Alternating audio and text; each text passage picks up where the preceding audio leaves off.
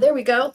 Hey, welcome to Andromeda 7, your celestial gateway and your channel for community support, help, friendship, love, and knowledge. Thanks for joining us tonight. We have an enlightening show for you about Be Your Own Hero with Michelle Thompson. We're so excited to have Michelle here. Thank you so much, Michelle. It's always a pleasure having you on, and we're excited about your new book. We've been reading that and enjoying it. Before we get started, please, everyone, feel free to like, share, and subscribe this. And also welcome our new subscribers. Thank you so much. We greatly appreciate each and every one of you. And we also want to do a quick shout out to Pluto Aquarius and the Limitless You group. Thank you all for joining us tonight. It is such a pleasure to have you with us. Wonderful, wonderful. So, Michelle, you've been busy writing a book called Be Your Own Hero, and you have definitely become your own hero, haven't you? Oh, yeah. I don't think very many people realize that you know what you've been through, your spiritual awakening, what you've gone through, and it's quite remarkable. Your book was a fascinating read, and how the heck did all this come about? I mean, it's quite the story. Well, thank you so much. I think I'm going to change this background because it's making me look like I'm toothless. No worries. Real quick, let's go ahead and just welcome our panel. Grandpa Brian, it's good to have you with us. Dalibor, Suki, so always a pleasure to have the pleasure to be here. The wizard, and you know what else. Teresa D'Antone, good to have you with us. Love you, sister. And let's go ahead and greet everyone in chat while we're getting this all together. Good to see you, Pluto Aquarius. I checked out your show with Michelle, and that was a cool show you did with her. Thank you so much for putting it out there. Yeah, we need more light workers. Mary Wynn's always a pleasure. Thank you for being here. Regine Huddleston, it's good to see you. Hope you're doing well. Lucky Stone. Ooh, Lucky, I hope you are healing up nicely. You got that. I hope that doesn't scar great. too much. It looks like it's healing great. quite well. So good for you. Yep. You must be a quick healer. We rise together. Good to have you with us. Nick Doss, always a pleasure. Wonderful. Lady Creations, I like how you did that. That's clever. Lee, good to see you as well. Thank you all for being here. Carrie Fitzgerald, welcome. Wonderful. She's congratulating you on your book. Hey, that's some really. Oh, Richard the Red, good to have you as well. And I think I have got everyone. So yes, we're good to go. So Michelle, tell us. Yeah. Go ahead, Teresa. You have something. I'm sorry, but there's something I forgot. Since the last time Michelle was on with us, our viewers might not be aware of it, but she teamed up with Pluto Aquarius, and together they pulled together other resources from their various groups, and they've set up this really unique approach to sharing their stories and teaching. And they have a person who's very well versed in Hermetics. They have another one who understands the Kabbalah. They do the meditations, and they get together on different nights of the week with these different people and do these one-on-one interviews. And they're really fantastic to watch. And sometimes Pluto Aquarius, she's streaming on Facebook, and sometimes Michelle's and her are doing a podcast, right, Michelle? So you have all these different platforms. You pulled all that together since the last time you were on here, plus you finished. Oh, yeah. You're a busy bee. Yeah, so it changed the YouTube channel called We Rise Together. So basically what I'm doing is I'm bringing, like spiritual leaders into the forefront, people that are very, very high up, I would say, or very enlightened. I'm trying to think of the right word. Let's call them advanced souls, shall we? Yeah, that would be good. Advanced souls, yes. And so we put them together, and I do different type of podcasts with them. I do one with Pluto Aquarius. I do one with Brother Mercurio. He's quite the interesting person because he's so intelligent on so many different levels. we did a series of the Walk with Christ, where we were breaking down some of the different types of symbolisms and stuff in the Bible. And now we're kind of going into Buddhism, and I think we're going to be kind of covering some other Eastern traditions, maybe even Kabbalah and Hermetics. I don't know. I don't know where it's going. Awesome. Yeah. You're doing the gamut there. Pluto and Karen, she's a master astrologer. They've done some work together, and I do something with Osiris. There's, I just keep on kind of like bringing, every so often I get a one-off with somebody that comes in new that I work with. I just did one with a yogi master the other day. I haven't published that, so.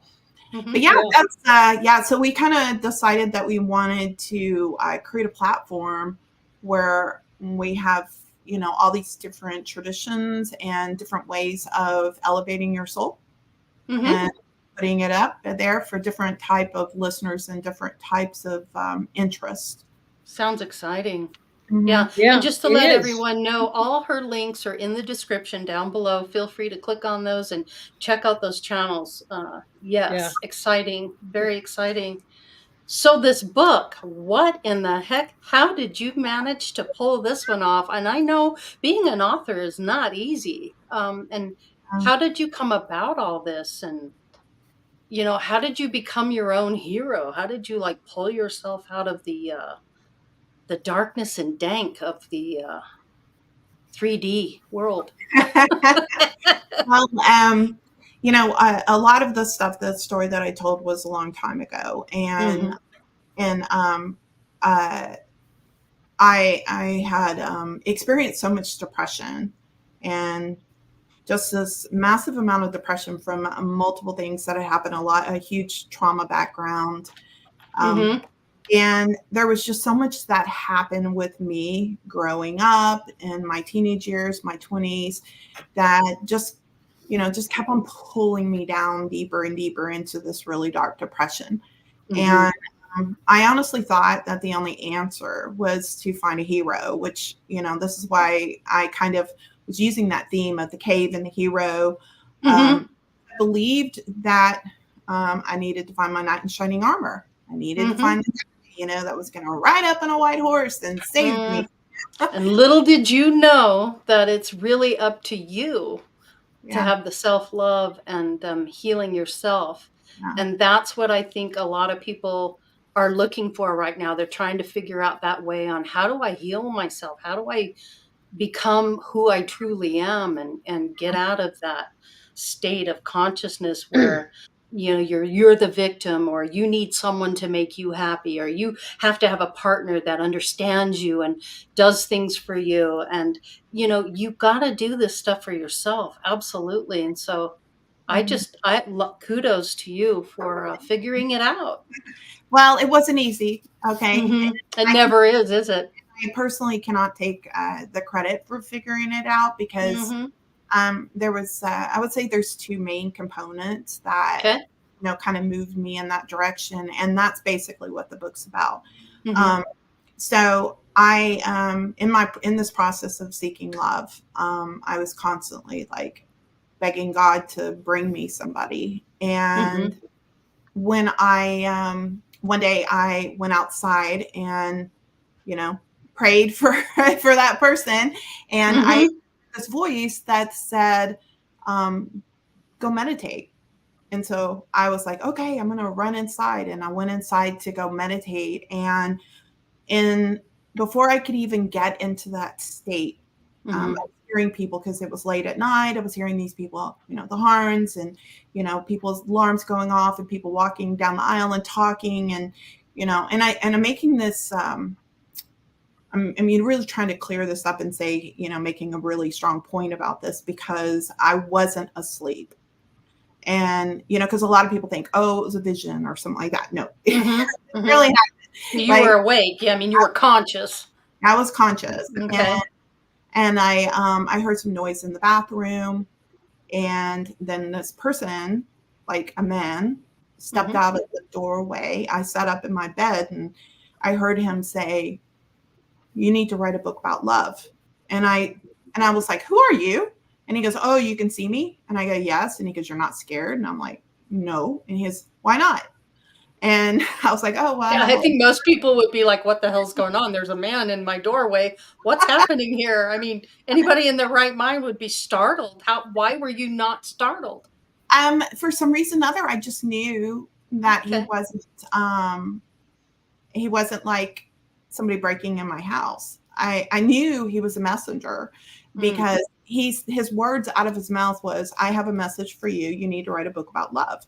And so immediately I knew he was a messenger. Like I just had that feeling. And, so in the process of this, I kind of argued with him about it because I told him I wasn't the right person.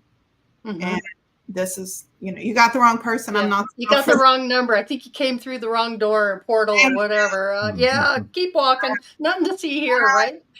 Yeah. Don't know anything about love. Never experienced it. Nobody's ever loved me. Poor me. Poor me, Yes. I can't write this book, find somebody else. He's like, no, it's you. Go write the book. All the tools will be given to you. Everything you need will show up. And by the way, I want to make a call out real quick. Sure. This is one of the prayers that was answered by, he did say that all my tools, everything I needed would show up. And after I actually wrote the book, I needed an editor. And my dear friend, Carrie Fitzgerald, who's here tonight, I just wanted to say hi. Yeah, hi, Carrie. Hi, Carrie. Good job, Carrie. Yeah, I saw her in there. Yeah, she was the editor for my book, so she volunteered. Did a great job. She did a great job. That's excellent job. Written. Yep. Yes. Yep. She did. She really did. She was so amazing, and I think what was so great about it is she didn't take away from my voice. She didn't rewrite it. She just made sure that enhanced it in the appropriate places. Yeah, just watch for grammar errors and stuff like that, and that was what I loved about her. Love you too, sweetie. And so anyway, I just wanted to kind of yell out that. Yeah, good shout out. So yeah, he told me that everything would be given to me and I just needed to do it. So of course, I'm like, all right. So I pull out my computer for the next couple of weeks and start pounding away thinking, well, how do I write about love? Well, the only thing I can do is talk about self-love because I can't talk about romantic love, Yeah. But I sucked at that, so. We noticed, we noticed that. It's like, yeah, I did. And so I basically, was sitting here trying really hard because, hey, God sent a messenger, told me to write this book. So I'm going to try real hard. And, my computer started flashing on and off and the whole thing went kaboot. And they're good at messing with technology. That's for sure. I've kind of witnessed that before myself. And it just did a whole boot system reboot, wiped everything out on its own. I didn't touch anything. I was just typing and the whole thing just went. And so I knew that was a message. So I marched outside, looked at the stars, started screaming, crying, yelling, hey, if you want me to do this, here are my conditions, so I started, I demanded that he bring me somebody that could help me. And I was looking for somebody, and not just somebody, it had to be somebody who was a saint or an angel or somebody who had direct contact, not somebody who's clairvoyant, not star seeds or light workers. I wanted, the highest dropped in a body. Sure, there you go. And I actually said that if he didn't exist, then put him in a body and bring him down. And deliver him yesterday. I actually believe I got a kick out of that part, and I want to write this book for you, Spirit, or Lord, or whatever, but I'm not gonna do it if it's not a real person, and that's final. Yeah. Hey, you set your boundaries, and that was part of it. That's cool. Yeah. I'm not proud of that, okay, but yeah, I did. I mean, that just kind of shows you the state, that I was in. Sure. Anybody would feel that way. Yeah. I mean, it was like a mission impossible, you know, and it was like, look, you're just going to have to give me a Batmobile. Okay. Yeah. Yeah. Well, you know, everybody goes through it. It's like if I hear one more time in one of these chat rooms to just be patient and listen, and it will come to you. And it's, Yeah. you know, it's like Yeah. when you're first starting out, you don't get that at all. That's that true. comes to you later. It comes to you much later. But when you're in the throes of depression or anxiety or tension, or you tend to go right there. I want it, and I want it now. And you know, and everybody's telling me, "Oh, it'll come." Like, doesn't anybody listen to me? Doesn't anybody care? Yeah. Well, Good you know, point. what's funny about that is I actually say that in the book. I'm like, Yeah, and somebody's going to say, you know, in time. And yeah. If I'm any more patient, I think I'm going to lose my cool here if you haven't already. Yeah. Yeah. So so I absolutely believed. I had no doubt. Like, you know, I didn't have a problem with faith. I just had a problem with self-love, you know, and controlling my emotions and my reactions and, you know, how I responded to things. Everything was traumatic and over dramatized. So anyways, I was like, okay, God's sending me something. So I'm going to go, like, you know, do a fast and get my body like vibrating, you know. And I mean, it's funny to think about that now, but I was pretty serious about it. Like, I remember when Carrie was asking me, can you explain to me why you were like going on a fast? Like, you know, what was that about? And I'm like, cleansing your energy, your system, your body's a temple. I wanted to be on a reset. Yeah, I wanted to be prepared for whatever was coming, because I didn't know if he was going to be glowing or, you know, show up blue or something. I had no idea, you know. Yeah, right. So that's funny. Yeah. So anyways, then 6 months later, my sister asked me to go to a crystal store, and this monk was there. I wanted him to help my sister. I went to go talk to him and realized that he was very clairvoyant. And I grabbed her, put her in the room, and he was so good. Like, it was beyond comprehension, but he was also telepathic. And so that will do it. Every time I would think something, he would look over at me and then answer my question. Like, it was the weirdest thing. Like, I wonder. I was like, oh God, he's so handsome. And I'm thinking this in my head, you know, oh, he's so handsome. But he's a monk. He's probably celibate. And he turned around and he's like, and I'm Taoist, and Taoists aren't celibate. You know, that must have been unnerving. Jeez. It was, because obviously he can read your thought, right, Dalibor? I mean, sure. Yeah, I mean, if he's telepathic, but it's just the fact that he wasn't really being discreet about it that's kind of disconcerting. Not the mere fact that he can read people's minds. You know, I mean, he should have kept it to himself. Well, I think that there was a reason why he behaved that way. It was because he was trying to get my attention, you know. And so you think it was your sister's idea that you were there? Yeah. It really wasn't. No, she was nudged, maybe. Wait, hold on. Yeah, let's back up a second, Michelle. Let's back up. One of the very first things that he said as soon as we walked in the room was, the reason you were here is because I brought you here. Yeah, I had that sense. Yeah. So, I mean, he said that. So all of the things he did, you know, was intentional. Like, it was, you know, I need to get Michelle's attention. And, you know, after this experience, he invited my sister back, told me to come with her. And he said, and if she doesn't come, you come instead. And then it was. It's this psychic, it's this connection. She and her sister are 9 years apart? But they're very close, almost like twin souls. And they're like the complete opposites of each other. And she was going through something. Michelle was going through something. And this monk is tapping into both of them. He's reading both of their thoughts. and he redirects the car. Michelle was driving to a completely different place and did a sudden U-turn. Yeah. So he was tuning into her sister's pain and her sister's agony, but he also knew apparently about Michelle's agreement. So he pulls them both to him. She does a U-turn and goes to this other store. You hadn't been there in a long time, right? Yeah. And there he is. He's a brand new character in that store that she's never met before. And he starts reading her sister, but the whole time he's reading her sister, he's listening to Michelle's thoughts.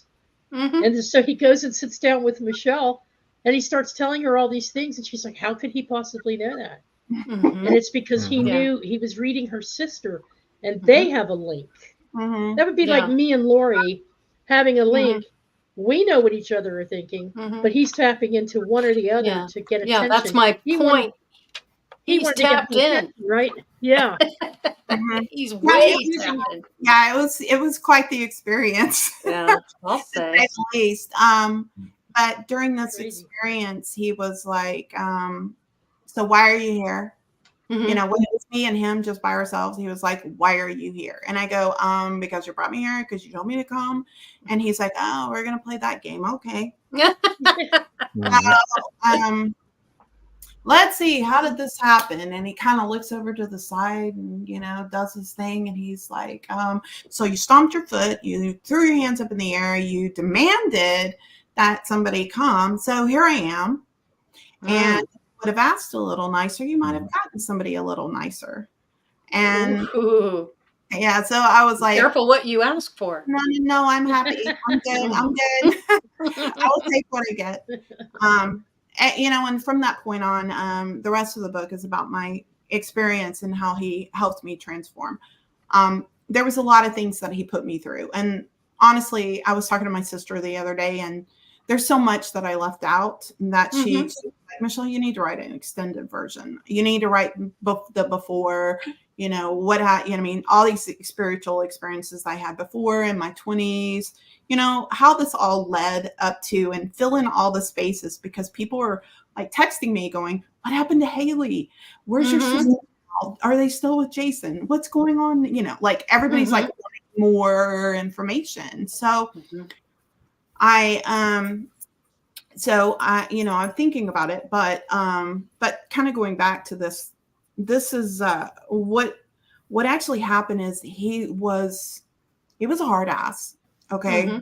He loved me more than I've ever been loved before, even to this day. But he, you know, he carried a strong arm. You know, it was like, do what I say or I'm going away. And he was, and he wouldn't allow me to deviate. It was like, here's the path. Every time I would think something negative, he would send me a text message and say, stop thinking that way. If I was doing something that he didn't like, he'd say, why are you doing that? You know? Yeah. Like, think about it. It got to a point where it became a level of what I would consider stuff that I didn't want him to see me do. Embarrassed or fearful, you know, that kind of stuff. I didn't want him to view me as this person that was a certain way, because I held him up at a, you know, high standard. And one day I just kind of realized that he was reading my mind, watching everything I did. Like he could literally do you think he was like a walk-in or something? Because, you know, he was obviously a real person and everything, but you know, a real person with a beginning, a birth, a middle, and an end, and all that. So you know what? I honestly, I was being interviewed by this other guy that was asking me something like this, because when our time was up, we had 3 years together. And at the end of that time, he said, don't come back for 3 years. And he said, and if you haven't accomplished and applied everything you've learned, don't come back at all. And so when I came back, I felt like he was like a normal person. You know, it didn't feel like, you know, the same. So do I feel like somebody kind of jumped into him for a little while? Yeah. It's possible. I have no idea. I mean, I really never got the complete answer to that because everybody that I knew that knew him viewed him differently. And I don't think that people had the level of experiences that I had. So I have no idea. All I know is the way that he talked to me, he acted like he was an alien. You know, he Sounds it. he Yeah. acted like it because he would even tell me he wasn't human. Yeah, he's an earth. Well, he came in. He's a guard. He sounds like a guardian to me because, or a guide, an earth guide. Whether he came in well, obviously he did come in temporarily for you, but that's the same kind of if thing he's I've experienced with my guide. So I if know he's what an you're angel, saying. that comes from the Greek word that means messenger. So he's There you obviously go. there to bring you some kind of a message or bring Mhm. about some kind of change in you. Mhm. Well, So he was a real person, okay? Mhm. And I mean, he had a wife and he had 3 kids. I mean, so it wasn't like, I mean, he did have an imprint on this world. It Yeah, wasn't, that's what I'm thinking. Yeah. yeah, he didn't There's a just, little more to him than just that stuff, but obviously. he passed away not too long ago. But Mm. when I would go back, you know, like when I was doing my whole, you know, mourning process, I went to his wife's Facebook page and I started looking at all the videos she posted of interactions with him and her kids and everything. And it was just like a man that was married that had children. Mhm. And it was so interesting because that wasn't the man that I knew. Mm-hmm. I mean, because the things he would say, like, he was gone for a little while, and I said, "I missed you," and he goes, Mm-hmm. "What's this missing thing? I don't get it. Mm-hmm. What do humans miss? Can you explain that to me?" You know, It sounds like an aspect had come in to assist him as well. So he Yeah. obviously was pulling that energy in and connected to it to enable you because there's more going on here, in my opinion, than just him being a Yes. monk. That there's It's way almost more. like Yeah, it's almost that's like what I'm thinking. Mm-hmm. he was channeling an angelic entity. There you It go. doesn't have to be angelic, but he was But just that channeling higher a energy. higher energy frequency Mm-hmm. being that was feeding him, but enabling him to teach you. Yeah. you know, it was just that there was a lot. It's almost a guardian, Yeah. like a Yeah, I guardian angel know. would do. I know. It's really kind of weird. You know, but Yeah. he would say things like, I gotta go to India. Hmm. And I was like, oh, Mhm. how long are you gonna be gone? Uh-huh, uh-huh. I don't know, but I gotta go. I have to go to India. And I'm like, okay, are you leaving tonight? I'm like, okay. Then he calls me the next day and I go, did you not go to India? Did your flight get canceled? And he goes, no, I went. I'm like, he didn't have time to go to India and come back. Yeah. And Mhm. I was like, what? And he goes, yeah, I was there for, 4 years. Like, what? Wow. You know, there So was, you're like, wait a second here. Mhm. he What's would really going on? yeah, he told me one time he traveled to some other planet and learned some new healing modality. And, you know, Fascinating. he was always like talking about these different aspects of things. I did ask him one time what he was, if you're not human, because I accused him of being human one day and he got kind of upset with me. I'm not human, Ooh, you little know. perturbed at you, huh? Ooh. Mhm. And Yeah. Get I it was like, right, sister. yeah, why are you denying humanity? Yeah. He told me that he was because I asked him, like, well, if you're not human, what are you? And he said, well, I'm Mhm. closest at the best, and the closest way I can explain it is I'm more like an elemental. And that's That's interesting. about the most I could get out of Mhm. him.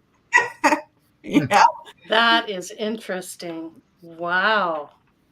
Yeah. Yeah. So during this time, I think the key thing is that he kind of backed me into a corner.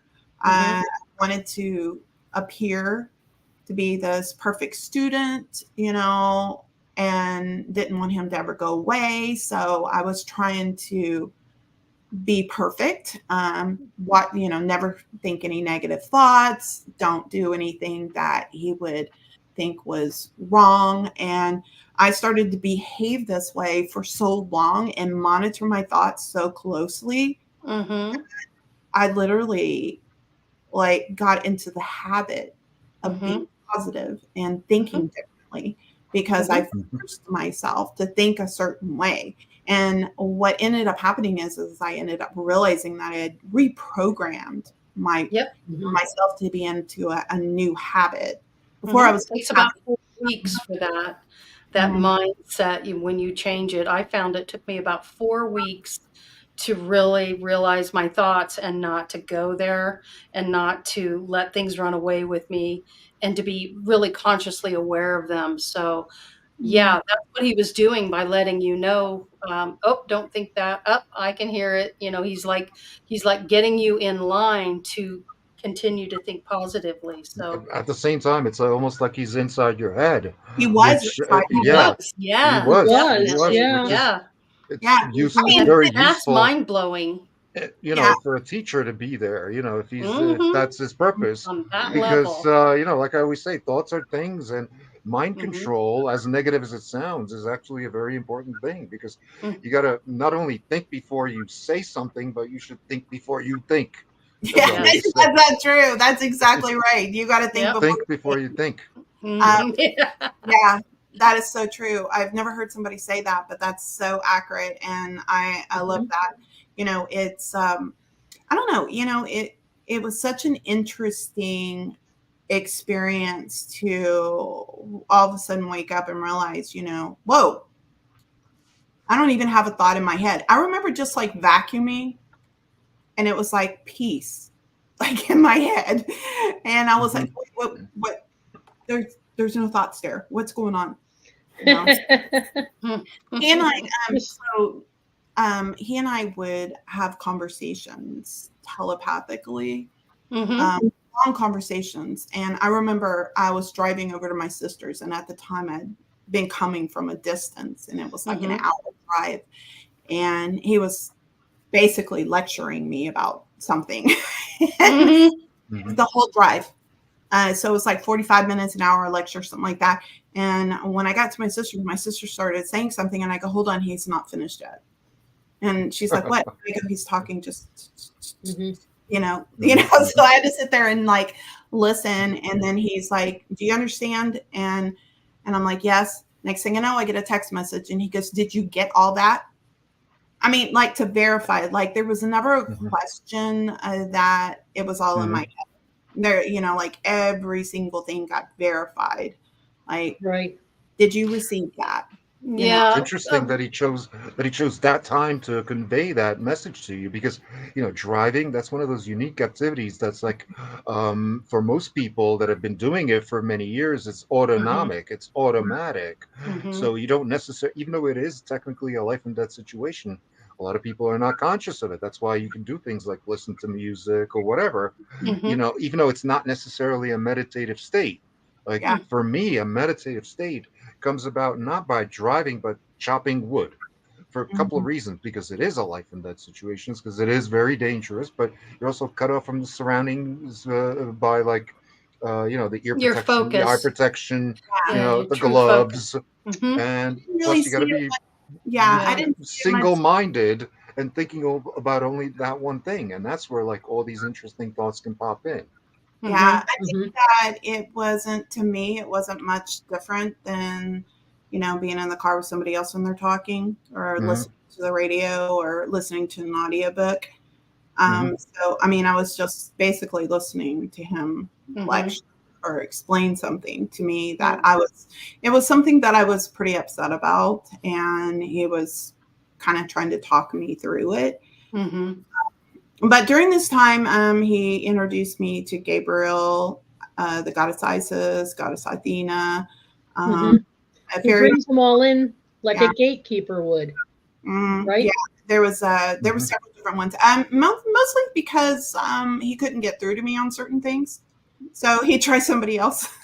Yeah. Hmm. Michelle, I've got That's a why. question in chat, and I'd really like to address this. I always like to get bring both sides of the coin together. Nick Doss says, I have a genuine question because I'm having a hard time understanding the premise of it.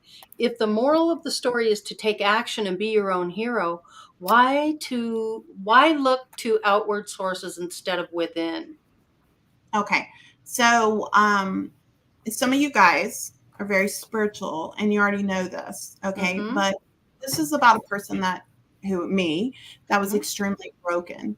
I was so depressed. I was in such a dark space. And it was like, I didn't ever have happiness. So I didn't know how, if you said to me, look within, I would say, oh, that's a really dark space and I don't like to be there. You know, I'm going to go find something to do, maybe drink or go out with friends or whatever. There wasn't that level of consciousness for me. The only thing that I had was belief in God, and that was it. Mhm. I came from a really strong Christian background. So yeah, I believed in prayer and God, but I just thought I was destined to live a horrible life. Right. Yeah. So And it's not till once you get through the process that you can in yeah. retrospect look back and go, gosh, that's why this happened and that's why that happened. But it when you're going through it, it's just like trying to ride a Yeah. bike without training wheels for the first time. It just Yeah, it's easy. you're having all You kinds have- of issues. And You have these religious-based beliefs that your salvation comes from a god or a goddess, or from that somebody Good point. external. external. that there's a hero that's coming to save you from all your troubles, or a knight in shining armor, as she points out in her book. So you're at that place where you haven't learned yet to go within, and that's what her book is sharing. The different chapters takes you on her journey with her as to how these guides helped her turn to her true self within to find her own salvation. Right. So, That's absolutely right. Thank you, Teresa, for explaining that. And that is the I know it's kind of hard for people that have been living this very spiritual. I know how to go within and all that kind of stuff. It's like Now you do. Yeah. Well, when I met you, 3 years ago now, almost 4 years, my God, you were helping and coaching people with personal transformation in terms of finding their power, their voice to be more public, set up businesses, be an entrepreneur. You were already there in terms of, but you just didn't apply it spiritually to within. And so for you, it's been a transformation of now understanding the spiritual side of it. Right? Well, actually, no. And I see where you're going because I just wrote this book, so it does appear that this is a new thing. This happened like 18, 20 years ago. Oh, okay. Okay. And so he died that long ago? Or no, he just died recently. He died recently, like a year ago. Yeah, 2022. Yeah. Yeah. Okay.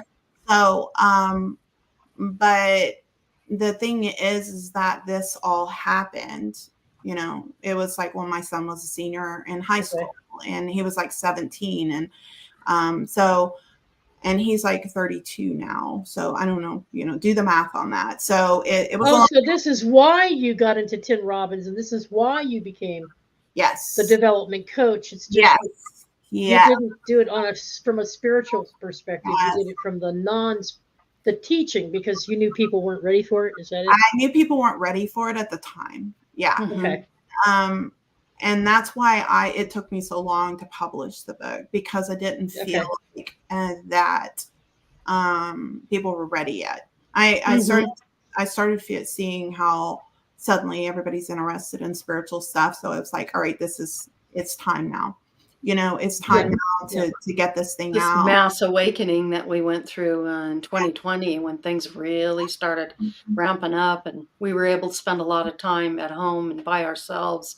So it really allowed people to go in, but the story is just incredible. He even like texted you a lot, like constantly. Texting, calling, like we would sit and we would sit on the phone for hours where he would talk. Sometimes we go to dinner, and sometimes I go to his office. We spent a good amount of time together for 3 years. Wow. And I talked to him every day. It was either, and most of the time he would at least call me every day, and sometimes text me multiple times. Do you still communicate with him now that he's on the other side? Yes. So he's actually, is he your guide now as well? Is he continuing to guide you? He does seem to show up quite a bit. I hear him every so often say something to me. He just said something to me yesterday, and so he's like, God always takes care of his children, Michelle. And just like every so often he'll just like whisper, because there was something that happened and I was like, thank you. And then, you know, Michelle, I can't help myself. I have to ask the question because he almost sounds like, I mean, he could be any number of things depending on your perception, how you perceive him. How did you know he wasn't a twin flame or soulmate? I don't know. That it is kind of a hard thing to because the connection was so strong, and people asked me when it was happening, during the time it was happening. When I was talking about it, people asked me if I was like romantically involved, were we sexually involved, and I was like, no. No. I mean, that's. But he was cute. You were attracted to him, but you didn't act on it. No, because he. It's like wanting to have sex with Jesus. I mean. Oh, it's like it was like this is your. Come get me, Zoroaster, baby. Yeah, I know. Want to go around the Buddha tree, Buddha? I want to have a living God. Give it to me, baby. Yeah. So, he was just somebody I looked up to, that's I loved and that I honored and that that I was so grateful that came into my life to help me, and I was definitely trying. He would say all the things that I needed to do that probably for you guys seems so simple, but, for me, it was like, I don't know how to do that. Like, I didn't even know how to be present. Like, I would just drift off in the past and start talking about that. And he's like, Michelle, where are you? And I'm like, sitting in my car talking to you. And he's like, no, where are you? Where are you right now? Where are you? And I'm like, I'm sitting in this parking lot. I think there's a Home Depot here. I think it's off of 290. Like, I didn't understand. When he would ask me things, he was trying to find out, like, get Michelle head present right now. Yeah. Let's get present. And it took me a while. And eventually when I started to get it, when he would say, where are you? And I'd say, with you. And he'd say, good. And, it was just hard. I didn't know how to do some of these things. Like just the simplest things that you guys would think are so simple was so hard for me. But here's it's that most people are like that right now. Almost everybody I meet is like that. They just don't say, you say, let go of something. They say, it's not that easy. Right. Yeah. I know that one, but, we have an interesting question, Falling Starlight 7. And Michelle, how would you answer this question? I'd be curious to see what woke us or made each of us self-aware enough to know to question things, to know that you are your thought. I think it's the energy shifts that are happening right now. Exactly. And there's a lot of things going on that's actually causing that to happen. This is the first time in history, that's exactly. happened. I'm 57 years old. You guys are, I know at least one of you guys are a couple I'm years 60. I'm 56. So I didn't want to insult. I earned every year. I think that question actually goes back further to what woke humanity up in the first place. How did we acquire thought? How did we acquire awareness? And so since everything is an energy field, it was we did it ourselves. It's your thoughts that created matter. Yeah, It's but you also kind of understand is that we're, in every time span or, period of time, there's this, current of energy that just sort of supports a collective. And these type of thoughts where people say, you're supposed to do this, you're supposed to act like this, you're supposed to do this. And, stepping outside of that norm was not a usual thing. Every so often you would have somebody show up, Edison or, or somebody that was like an outside thinker would show up. Einstein. Yeah, Einstein. Yeah, exactly. And they would show up and they think outside the box and they'd be woke, and they're all, you look into the history, all of them were like meditating, getting messages, talking, all that kind of stuff. There's a lot of research on that they would literally meditate before they would actually do something or, get into what they were doing. And a lot of these people also had their own skeletons in the closet. And that's what turned me off this whole hero worship thing. As a young man, because I saw that they're only human, and their contribution to society consisted of like one very specific thing. I can't replicate that because they were doing their own thing. They were being themselves when they did that one specific thing, like Einstein or whatever. So I'm not gonna become a greater version of myself by trying to imitate one of these people. I can only be a greater version of myself by doing more of what I do, being more of who I am, becoming not ipso but ipsissimus, as Aleister Crowley called but it. it goes back to the in answer to that question a little bit. It goes all the way back to understanding that this energy field existed. I exist, therefore I am. Oh, I am, then there must be others.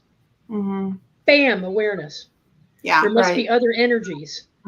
Oh, how do I create with other energies? Well, I'll create aspects of myself. I'll create aspects of self into those other energies. And so the other like moment here is the fact that when you look at the lives of other people, and especially those people whose lives suck, well, what it is about their lives that makes them suck? Well, it's their thoughts, it's their imaginations, right?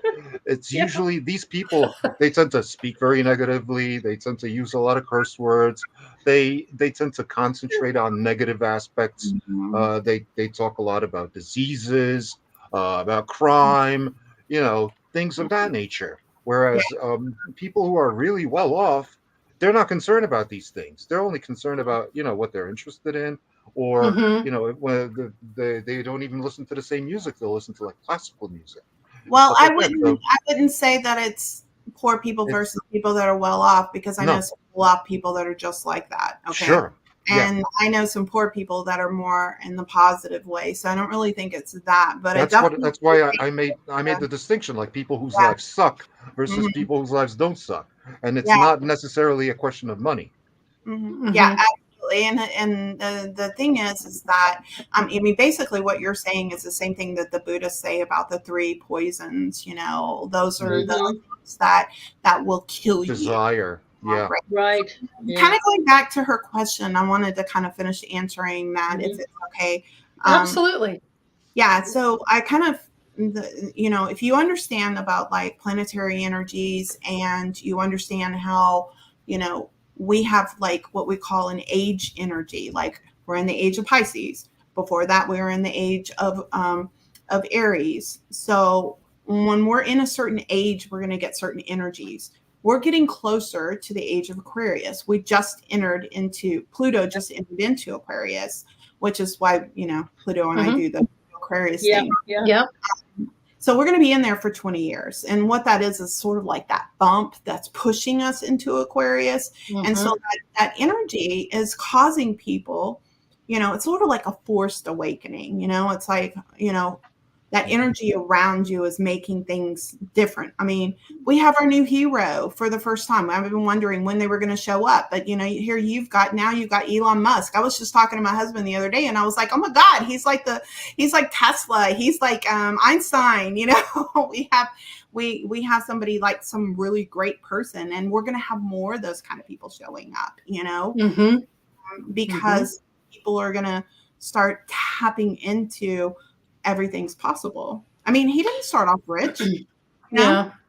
Yeah, my guide explained to me that our bodies are changing from to a crystalline structure. It has to do with Right. our cells and how all that's coming together, and it's a natural progression for our species and who we, physically are. But not only that, our emotions and coming up to speed as a species where, just like you have alien species and things like that are on a whole nother level, we're just naturally coming into this now. So we're coming out of that patriarchal, all the stuff that they've been feeding us for a long, yes, authoritarian. Thank you, Delabore. Yep. That's perfect. So we're shifting into that energy, and a lot of it is physical, emotional, and mental. Right. Yeah. Yeah. And I was actually having a conversation with one of my personal proctors. He's a male proctor that I have. Pluto's one of my other proctors. But anyway, so when I say proctor, it's spiritual teacher, by the way. Yeah. Some people don't know what that means. They're like, what are you talking about? I'm sorry. She's like my spiritual teacher. And anyway, the male proctor and I were having this conversation about the time periods. We're in it for like 2,500 years or so. And so we probably have about 200 years more before we actually enter into Aquarius. But right. We're in Pisces right now. And before that, we were in Aries. So if you think about that and you look at that, like what was prominent in that time frame? You look at Aries, what is that sign about? And it was all about wars and, all these things happening. Who were the gods? That's right. Aries was the god of war. Yes. Yeah, there you go. They worship those gods. Those are the ones that are prevalent. As soon as we get into Pisces, man, I mean, all the Catholics came in. You had all this shift that came in, and they were like, no more of the old gods. We're bringing in the new God. This is the one about salvation and shifting and, changing and getting outside of the, that. So, and now, we're moving into Aquarius. And so this is going to be a completely different shift. So I was asking, I was like, hey, I wonder who's going to be the God for that, Yeah. My point is that what I thought was really interesting is, you have a certain time frame to like get your shit right in that area. But I think that sometimes like those people that were in that warish type, they're still hanging out and haven't gotten over it. Yeah. And then you've got some people that progressed even higher, right? And they like, elevated up a lot faster. And so they're kind of, it creates that balance and helps that shift. I think. Yep. I don't know. It's also interesting to know that the symbol for Pisces, it looks kind of like an infinity symbol, right? And as other thinkers like Raoul Pal has said, that we're living in the exponential age, that it's no longer like a linear age. It's anything is possible, in other words. Absolutely. And I think that that it was kind of like, the day that Christ was born, it started the age of Pisces. So it was like now it's the break away from all of that and to try to free yourself. He came in to teach us to free ourselves. And you've noticed, it's slowly, I mean, it had to start with something, but coming from, the answers are within. That's exactly what Jesus was saying. I'm not your savior. It all comes from within. I'm here to show you how to do it. I'm your example. I'm here to show you that you can do this. But fascinating. So Michelle, once your guide, I wanted to get back to your monk, he knew he had to go away. He knew, and he had taken you as far as he could. He knew you were still working on things. He brought Gabriel in. I'm curious. I too am highly connected with Gabriel, and my main connection, Nathaniel, brought Gabriel into me. And Gabriel, when I read that chapter, well, a couple of them, with the way Gabriel worked with you. It's very similar to the way he works with me, Oh, except wow. that yours is on a whole lot more personal, highly more personal level, because I still had some issues about getting that personal with my angels, but now I'm not that way. But I was still reserved. You took to him just as much as you took to Patrick, didn't you? Oh, God, yes. And I, as I've shifted, and, because I am still growing spiritually and will for the rest of my life, but as I shifted and started going through even more transformations, I've gone through, like, I don't know, it's like every year it's like a whole other shift, another shift, another shift. And I noticed, Was he teaching you to balance and connect with earth energy? And did he take you into Reiki and all those things that would get you balanced with earth energy? yeah, he did. He was the one that Okay. kind of guided. I mean, he was pretty much acted like a father figure at first, and it was like, this is what you're going to do, and it was like this little princess kind of thing. But then he just got silent for a while, and resurfaced. He does that, yeah. And this time when he resurfaced, He lets you fly on your own for a while. Yeah, I asked him what he was been doing all this time, and he said watching. Okay. Greatest show on earth, right here. Yeah, I know.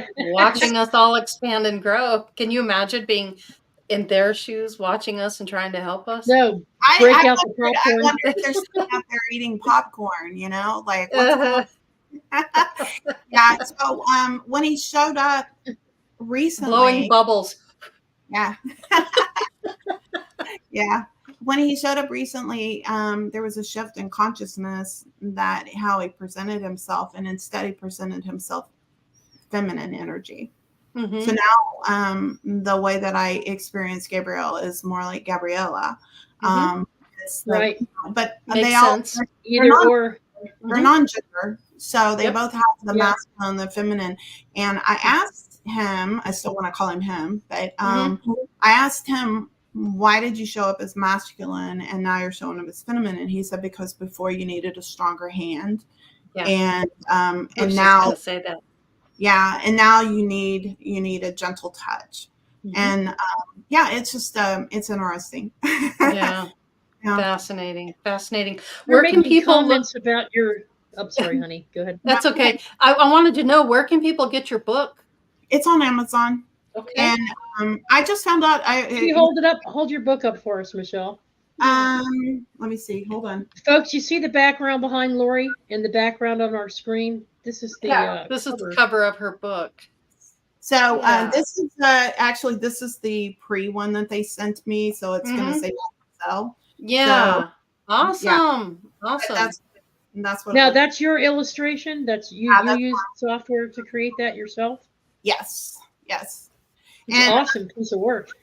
Yeah, so it's called Be Your Own Hero, A Mystical Journey to Self-Love by Michelle Thompson. And so it basically takes you through my journey, takes you through all the spiritual things that I went through, all the phenomena, talking to all the different gods and all the different experiences had, the spiritual baptism, understanding, things that happen in the astral plane.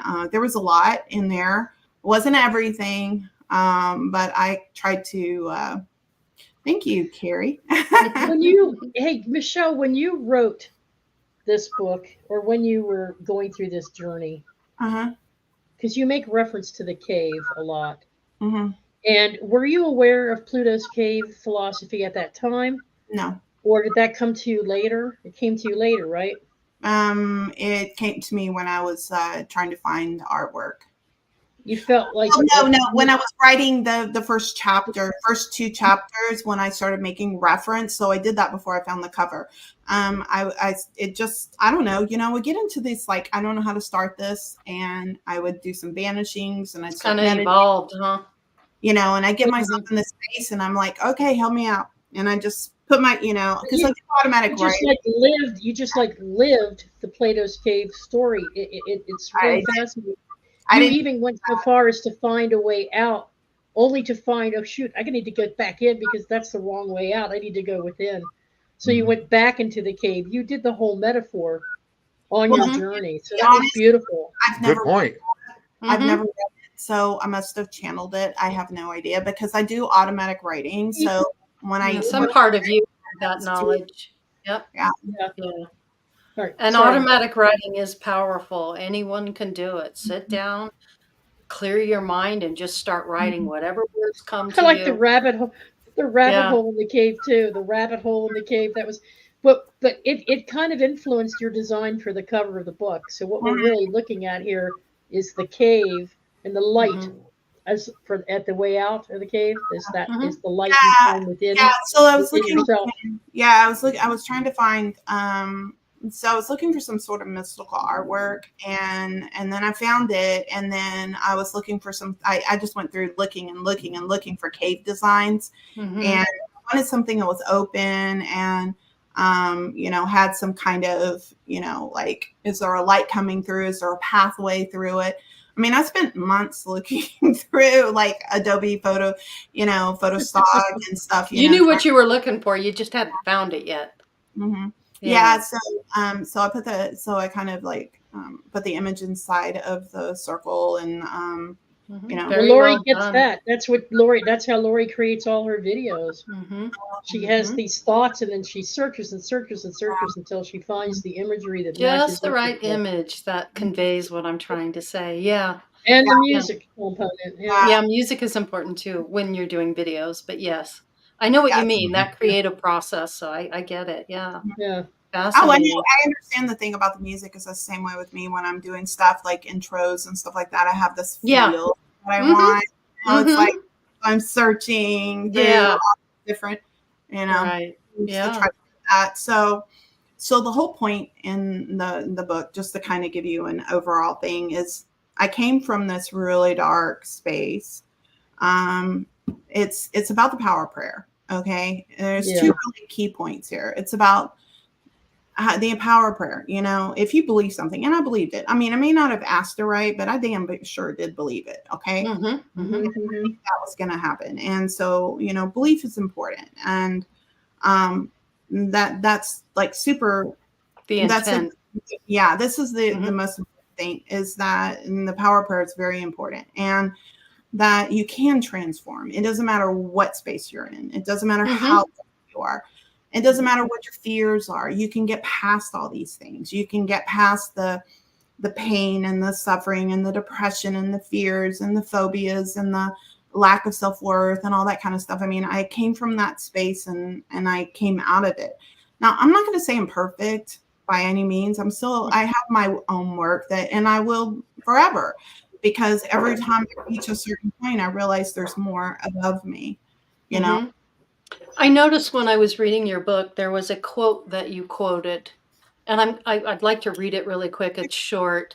Okay. And I really resonate with the author, and I'll tell you who it is after I read it. Okay. And you quoted her as saying, "Our deepest fear is not that we are inadequate. Our deepest fear is that we are powerful beyond measure. It is our light, not our darkness, that most frighten us. We ask ourselves, who am I to be? Brilliant, gorgeous, talented, and fabulous? Who are you not to be? You are a child of God. You're playing small does not serve the world. There is nothing enlightened about shrinking so that other people won't feel insecure around you. We are all meant to shine as children do. We were born to manifest the glory of God that is within us. It's not just in some of us, it is everyone. And as we let our own light shine, we unconsciously give other people permission to do the same. As we are liberated from our own fear, our presence automatically liberates others." And this is Marianne Williamson, who I believe is running for president right now. Is that correct? Is she really? I did not know. Yes, she is. Wow. Yep. My favorite quote, by the way. I literally love this quote. I mean, it's my absolute favorite quote. It's been kind of like something that I think about anytime that I feel fear, or I'm like, okay, I don't want to shine too bright. I don't want people, to see too much of me, or, that kind of stuff. Mm-hmm. It's been like that thing that kind of pushes you forward and Mm-hmm. says, wait a second, there's nothing wrong with me being, Mm-hmm. outgoing and getting in front of everybody and say, hey, everybody, I'm here. Mm-hmm. Shine your light. Shine your light. Wow, fascinating story. Michelle, thank you so Awesome. much. We've come to the end of our hour. And Grandpa Brian, did you have a comment or anything you'd like to say about Brian? what's going on? Yeah, you've been quietly It all listening in. over there and intently, and I thought maybe Oh it'd be an yeah, opportunity. absolutely Final fascinating. thoughts. Yeah, Fantastic. absolutely fascinating. I come from a dark place too, and suffered from depression, and I don't know if it was guides or someone helped me, but just one day I looked in the mirror and said, "This is not who you are," and I changed my whole mindset at that point in time. Mm-hmm. I don't know. I mean, I could have been guided to do, to help me get over Mm-hmm. that. I knew, I come from a broken home. All my friends I grew up with started moving away at the age of 11, 12, 13, 14. 14 is when I started drinking, started smoking weed, and, suffered from depression for a while. And like I said, I looked in the mirror one day and said, you have to change something. This is not who you are. And It's not it's working all a for you. mindset for people. Right. Uh-huh. And since Yeah. then, I learned how to kind of go with my emotions. I learned, okay, what does it serve me? I learned to release. And that's the biggest thing, is to release. Yeah. Something pisses you off, contemplate it for an hour, but don't give it any more energy. Don't let it piss you off for the rest of the day. Release it. Same way with sadness. In my numerology, he said I was depressed a couple of years ago. Yeah, there was about a 3-week span where I was Stretch. depressed. That was yeah, because a good close friend of mine that I dearly loved committed suicide, and I was really hurt that they couldn't. It wasn't so much that they committed suicide, that I couldn't understand why they couldn't come to me, because they know what type of person I was and I could have helped them. And it wasn't the first time. I've had 5 or 6 friends that have committed suicide, and that's not the way to go. I mean, look yourself in the mirror and say, is this who I am? Is this what I want Is to this who you do? want to be? And you'll realize that, it's not you that you're looking in the mirror. So you need to change something, and it all starts with here and right here at the heart. Once you start truly loving yourself, then everything else will fall in place. Right. I think it's I think that the biggest thing that people don't understand about loving yourself, it's about acceptance. It really is. It's like you just have to stop criticizing yourself. I'm forgetful. I have dyslexia. There's I can name off a million things. I have a big butt. I could probably lose some weight. Yeah. I name off a Speak whole positively about yourself. Yeah, give yourself positive reinforcement. Exactly. I you can sit here and you can, all these reasons why that there's these things, like, oh, I can never do something. Well, look, if a girl who with dyslexia and, all kinds of other stuff and depression from my past and all these things, you get past it, then, there's, you can do anything that you want. And you can be anything that you want. You can, I may not be as, like as smart as Pluto. I mean, she is like brilliant, like the smartest woman I've ever met in my life, right? Don't compare. But I have my own personal gifts that I'm super proud of. Like there's certain things about me that's very unique. And I can look at her without saying, I'm not good enough. Like I don't do that. I just look at her and go, oh my God, she's so amazing. This is this wonderful woman. And same thing with Carrie. Carrie's like one of my closest friends. And she's this brilliant scientist, and it's like I can look at her and I can go, oh my God, you're so wonderful. But yeah, I can also look at myself and see all my beauty and all my talents that I have, all the things that I have that other people don't have, Yeah.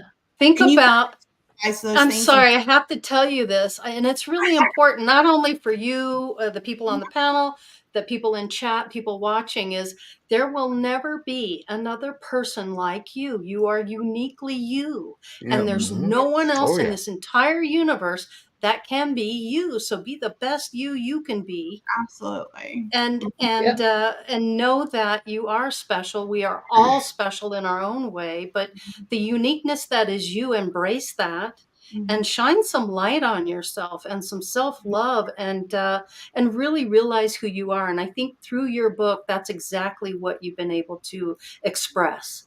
Exactly. And it's quite remarkable. The takeaway from the book, I think, is that even a small change in just shifting your perspective towards a more positive angle can make a world of difference. It's just like the analogy of like a fisherman. He's brought all this fishing equipment, an expensive fishing pole and everything. He's sitting there by the side of a lake and he can't catch a fish. So he's dejected and he's thinking, oh, fishing sucks. I mean, this is for losers or whatever. And, along comes a guide and says, look, you're doing it wrong. 5 minutes down the road, there's a different lake. Yeah. Okay. And just there's another way. Take the same fishing pole, the same equipment. Just move it 5 minutes that way, and you're going to catch all the fish you want. And that's what guides do. That's it. Yeah. That's what they do. I think you did a great job in the book, and one of the things that caught my attention, and what Spirit's telling me to tell you now, there's a common misperception that you have to actually experience the darkness, actually live it, and experience it in order to find the light. But you found out it's not so much that you have to live it, but to acknowledge it and be aware of it so that you can observe it and see the difference between that and the things that give you your bliss, that give you your joy, that make you feel the love or be loved or feel love for others. It's just knowing that exists. You don't actually have to experiment with things in darkness to understand the darkness. Your angels made that clear to you. And I want to pat you on the back for that. Because a lot of people think, oh, I've got to go practice the dark arts for a while. I need to learn how to manipulate dark energies. I need to get down and dirty with it. And it's not so much about that. It's about the lower vibration and feel of the emotions. When you are angry with someone, or you feel revengeful, or you feel like taking spite or taking actions to harm another person. It's all these lower vibrating energies. That's the darkness. And that feeling of being victimized that you point out so well in your book, that everything is their fault. Everything is being done to me. We actually are doing these things to ourselves by how we perceive ourselves, which goes back to what Lori is saying. Always strive to be the best that you can be. And that means finding what gives you the most joy. What is your passion? They were asking you. Yeah. What makes you happy. So, but I wanted to, congratulations for not taking it to what's going on right now is convincing people that they have to. Now, you can do those things if you want to experience those things. Obviously, some people are on the journey to do just that. Some people do. Some people take But a lot of people, even me, when I said to Brian Barnett 3 years ago, do I have to do this? And he goes, no.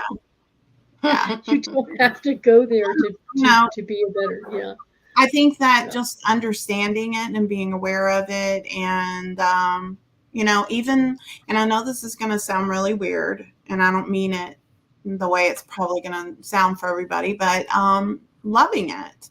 And if you just understand that it's everything is God. God is the Father of all things, dark and light.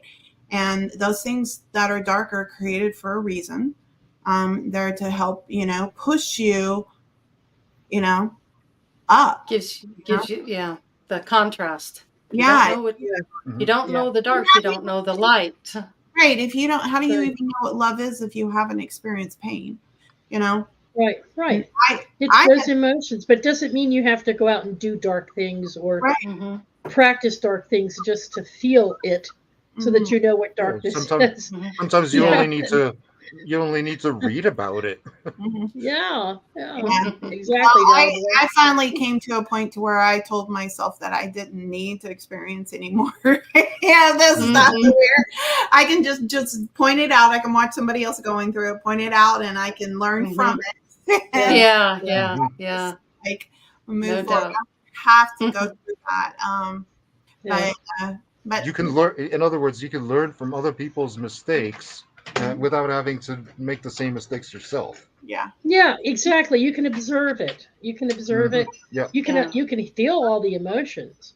But yeah, part of the reason we're here is to learn how to control or learn how to master those emotions. So Mhm. you allow yourself to feel it by all means. Just don't live in it, Yeah, and you Mhm. don't have to create it to experience it. yeah, You don't Mhm. have to. yeah. So yeah. Beautiful book, Well, Michelle. Beautiful yeah, book. very well done. Thank you so much for being with us Yeah. tonight, Michelle. And Pluto Aquarius, Mhm. thanks for joining us. Limitless You group. Hey, thank you all for being here tonight. Yeah. Look forward to next week. We've got a really cool topic next week. Look for the trailer on Tuesday. Want to thank everyone in chat for being there. Thank you so much for your insightful comments. We love those. Thank you for everyone that's watching now, but not commenting, and also those who will watch this later. That's So, right. as Brian Barnett used to say, be the frequency you want to receive. And that means for yourself as well. And this Yeah. week, try to do something out of your comfort zone. Switch things up a bit, because the Mhm. same old Yeah. thing is not going to work. So challenge yourself. Do something different outside the box that you wouldn't normally do, and Mhm. see how you Yep. feel after you do it. Follow your bliss. That's always the best advice. But Fun. yeah, until next week, thanks again, Michelle. It was a pleasure always seeing Yeah, you. Thank you. Our no, panel members, and y'all have a great week. I know I'm going to enjoy mine. Thank you That's so right. much. Love and hugs, everyone. Love and There hugs. you go. Love it. everybody. Take Bye care. bye. Peace.